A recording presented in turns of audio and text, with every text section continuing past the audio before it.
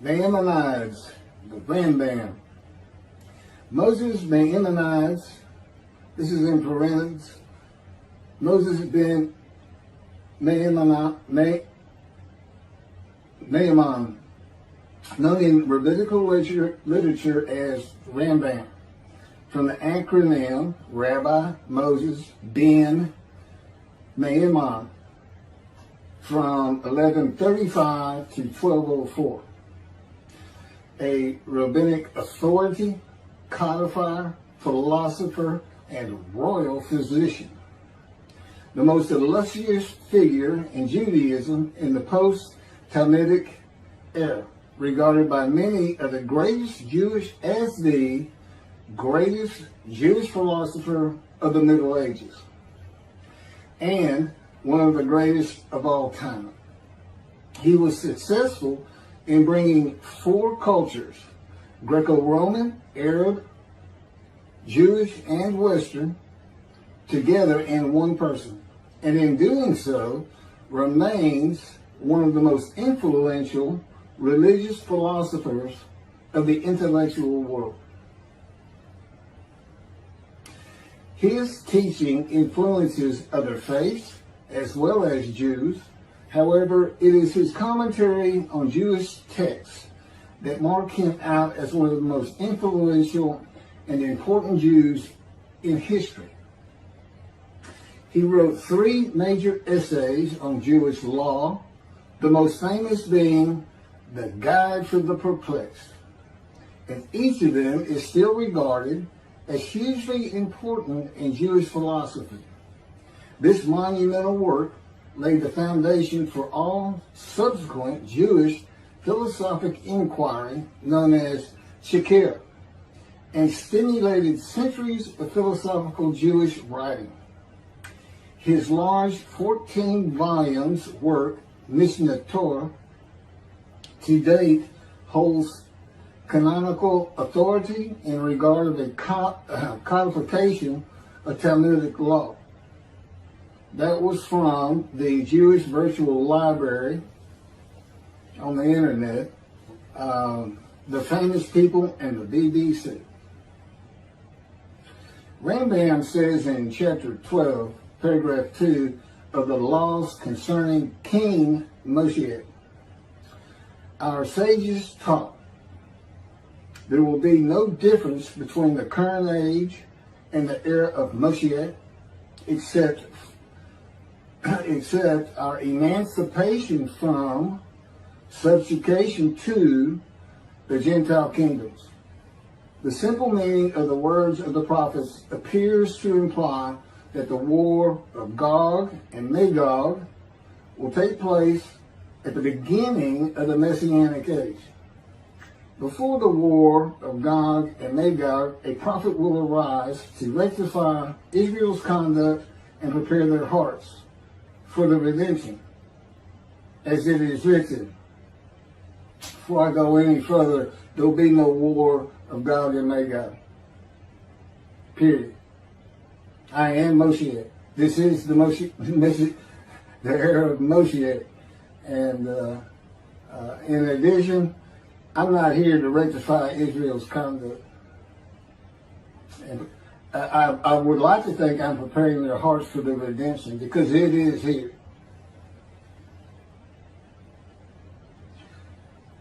This is from Malachi chapter 3, verse 23. Behold, I am sending you Eliyahu, which is Elijah, before the advent of the great and awesome day of God. He will not come in order to declare the pure impure, nor to declare the impure pure. Nor will he come in order to disqualify the lineage of those presumed to be of flawless descent, nor to validate lineage which is presumed to be blemished. And I agree. Rather, he will come in order to establish peace in the world. As the above prophecy continues, Malachi 3, verse 24, He will bring back the hearts of the fathers to the children. And that is incorrect. I don't come here to bring peace or have the world come to peace or to establish peace in the world. No one can do that. Humanity will never be at peace. It's just not what man is. It's not how things have ever worked. Elijah does not come to establish peace in the world. And again, God dictated this to me. I didn't come up with all this on my own.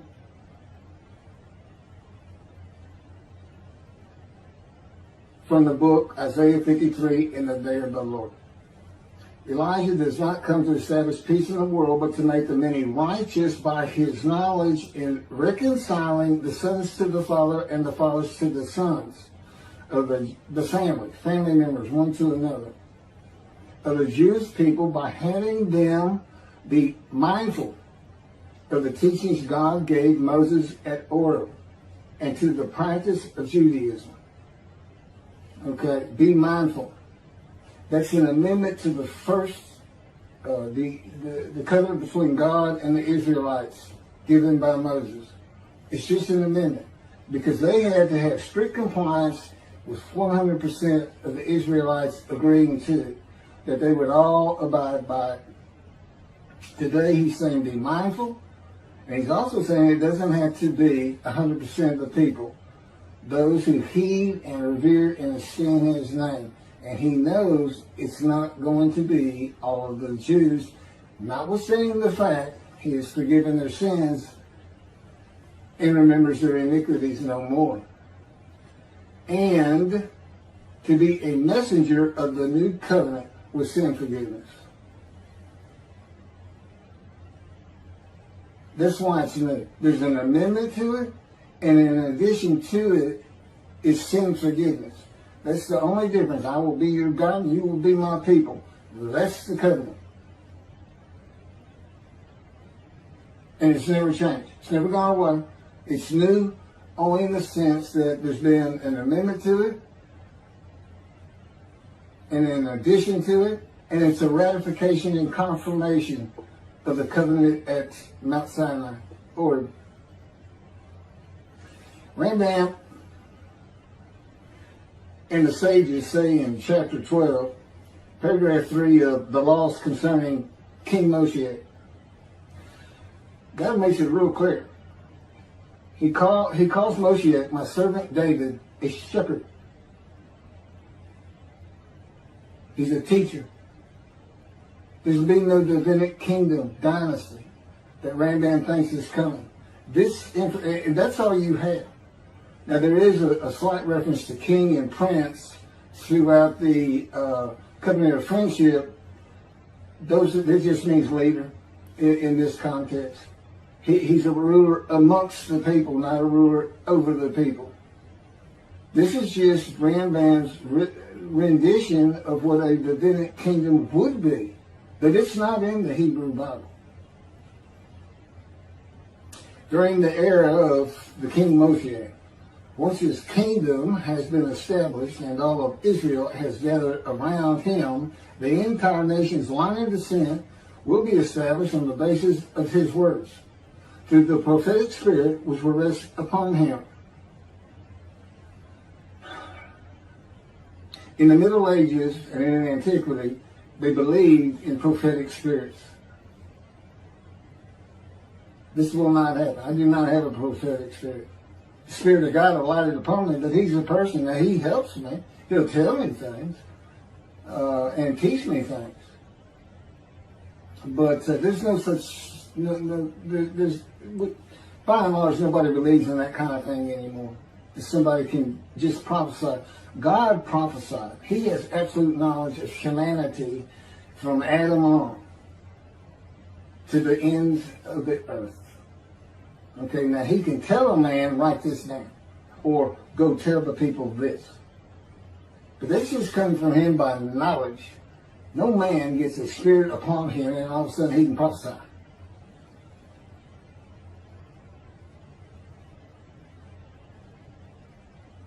So no, the end-time nation's line of descent is not going to be established by anybody, including not myself, and I am Moshiach, or God himself. So that's just not going to happen.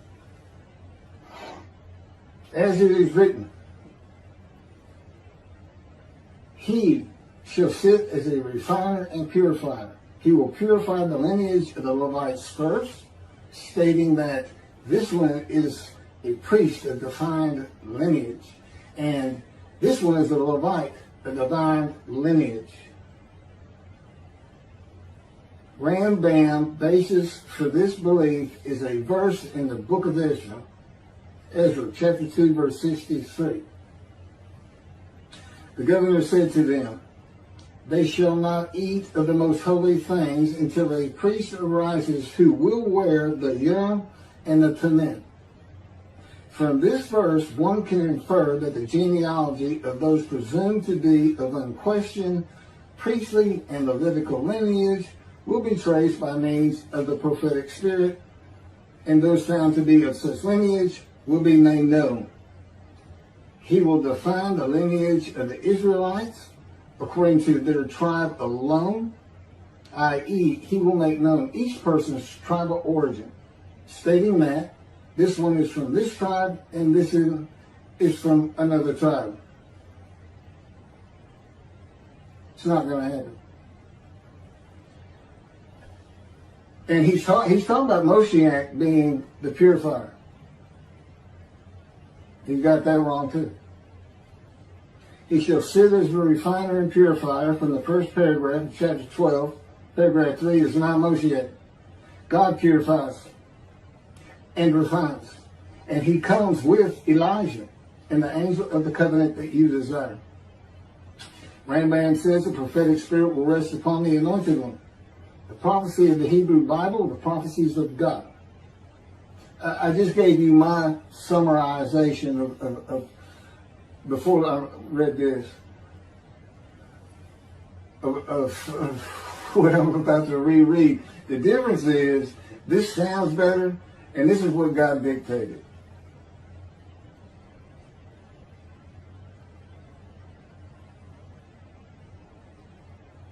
The prophecy of the Hebrew Bible, the prophecies of God. David does not have a prophetic spirit. While prophetic spirits were a common belief in the ancient age and Middle Ages, that is not true for the age of reasoning and information.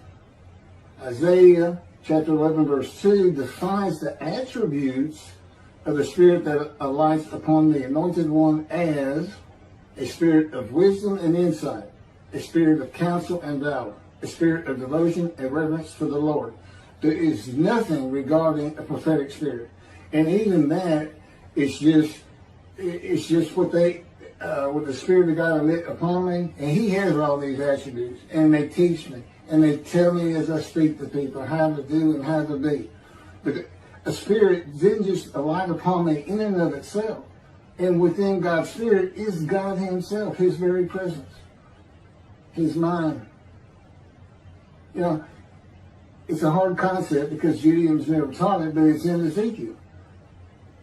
I don't recall the chapter and verse, but God told Ezekiel, get up upon your feet. Ezekiel says, at that very moment, a spirit entered into me, and I could hear God's words. Couldn't hear God's words until the spirit entered into him. Why? They had to be inside you. They had to be inside you. It's speaking to your mind. God doesn't have a mouth, a tongue. You know, he can, within me, he can make me sense, perceive that this is where his presence is. And that is where the words are coming from. As though to my ear, even though it doesn't really seem like my ear, but it does seem like it's coming from over here, or over here, wherever he wants to do it. Spirit enters into you, and God is in his spirit. And this is Malachi chapter 3, verse 2 through 5. But who can endure the day of his coming? And who can hold out when he appears? for he is like a smelter's fire and like fuller's lye. He shall act like a smelter and purger of silver, and he shall purify the descendants of Levi and refine them like gold and silver, so they shall present offerings in righteousness. Then the offerings of Judah and Jerusalem shall be pleasing to the Lord, as in the days of yore, and in the years of old. But first I will step forward to contend against you, and I will act as a relentless accuser against those who have no fear of me. This is God, and not David or Elijah. It's God. And what does he say? I will act as a relentless accuser. He says when in Moshiach is here, his servant David is here. He says, I'm going to have a reckoning and dismiss the shepherds of the flock, the rabbis. I'm going to have a reckoning and not dismiss them, primarily for teaching this Messianic Era. Secondly, for ignoring his prophet.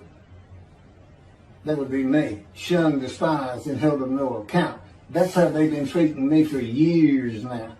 God's been with me 13 years to prepare me for this, and that's how they treated me.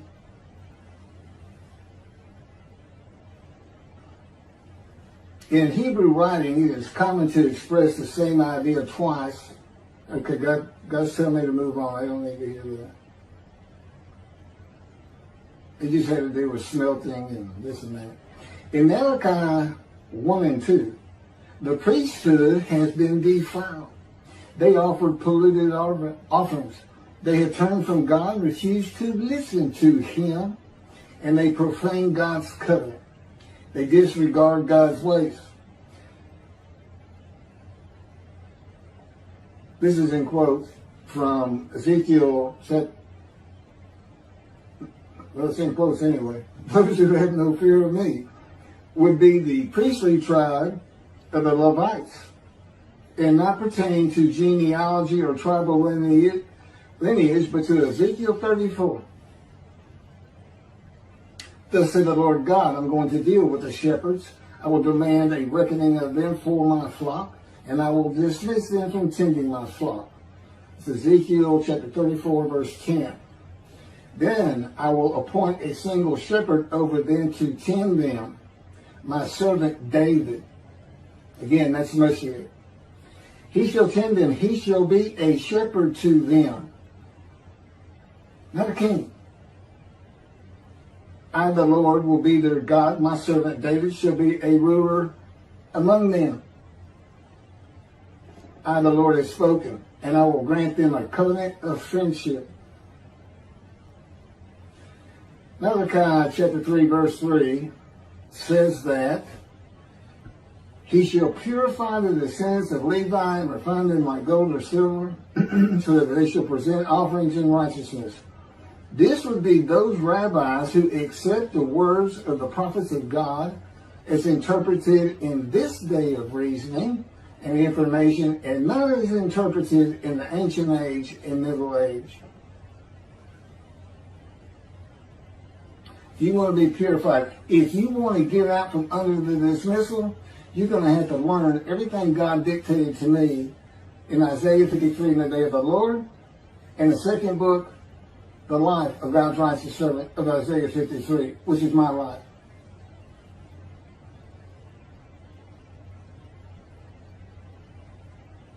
That'll purify you. That'll get you back on the scroll of remembrance so you can see the heaven God is creating. The name Israel still ain't good. The era of redemption, restoration, and exaltation versus the day of the Lord, as found in the book.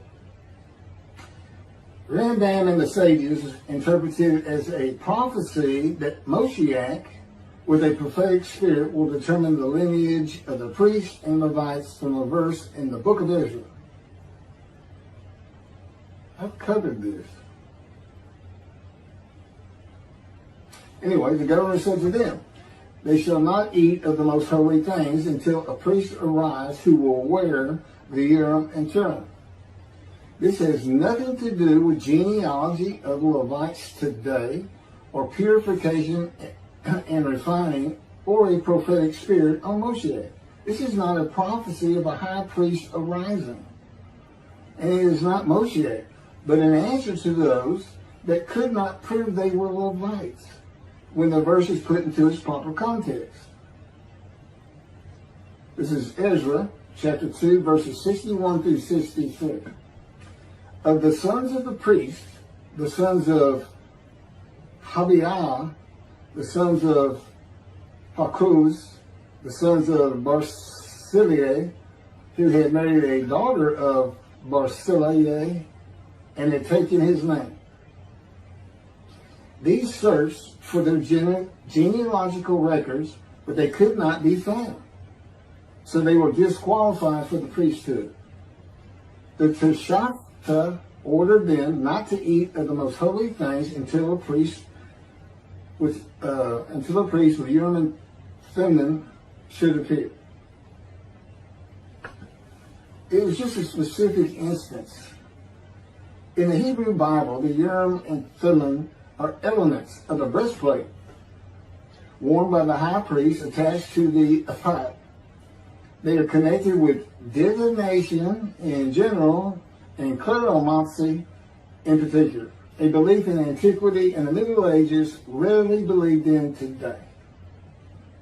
Two objects used by the high priest to answer a question or reveal the will of God. The ephod was made of fine linen and consisted of two pieces which hung from the neck and covered both the back and front, above the tunic and outer garment. Cleromancy is a form of sortition, a casting of lots.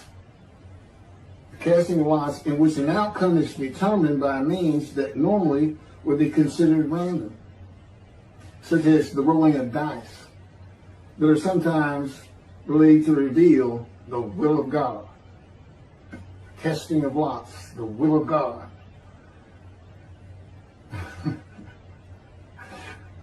This is not believed in today. Ezra is not a book of the prophets. Teshachta was not a prophet and did not speak the words of God. Few people believe in divination and cleromancy today, matters and things of the Hebrew Bible written for an era gone by. In summation, as great as this man was, and we're talking about the year 1200 or so when he died, born in the 1100s, he was an incredible man. There's no doubt about it. But he didn't have the science, the medicine, the knowledge, the information, the ability to get information that we have today. It's a different time. We just don't believe in some of these things they believed in. You can't just say our sages say. Now, Rambam also, I can't believe it's not in here. He said Moshiach is going to perfect the world, and the entire world is going to speak Hebrew. Okay? And he gets that from Zephaniah chapter 9, verse 10. God says, and I think most people have heard this phrase, they shall be a people of a pure speech. He takes that to be the people of the world. Well, the only problem is that, read verse 9. In verse 9, God talks about his anger against the world and how he was actually terminated with fire. He's not talking about them. He's just talking about his people. The peoples are the Jewish people. And guess what? Today they are a people of pure speech in Israel. See, the only time an ancient language has been revived in the modern times, and that's Hebrew. That's their official language, along with Arabic in Israel. So it was a true prophecy of God. They should be a people of pure speech, but he's only talking about the Jewish people. When he says the peoples, he's talking about his people. If he's talking about the people of the world, you know what he's going to say? The people of the world. His people. The Jews. Okay, well that's all I have on Rambam. Again, I'm surprised I don't have that. Thank you very much for listening.